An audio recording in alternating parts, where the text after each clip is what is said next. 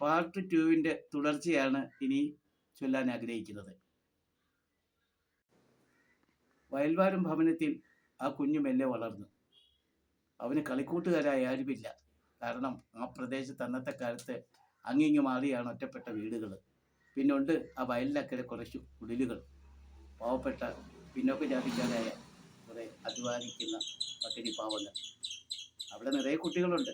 പക്ഷേ ആ കുട്ടികളുമായി കൂട്ടുകൂടാൻ ഒരു തരത്തിലും മാതാപിതാക്കൾ, വീട്ടുകാർ അനുവാദം കൊടുത്തിട്ടില്ല. പിന്നെ ചെയ്യുന്നത് ഒറ്റയ്ക്ക് ആ വയലിൻ്റെ മധ്യത്തൂടെയുള്ള വീതി കൂടിയ വരമ്പിലൂടെ ആ കുഞ്ഞു മെല്ലെ ഇങ്ങനെ ഓരോന്നാലോചിച്ച് നടക്കും.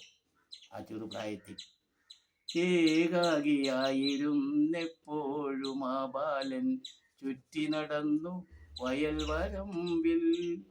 ആകാശമേഘങ്ങൾ നോക്കിക്കിടക്കവേ ആ മുഖത്തായിരം കാന്തി മിന്നി. ഏകാകിയായിരുന്നെപ്പോഴും ആ ബാലൻ ചുറ്റി നടന്നു വയൽ വരമ്പിൽ.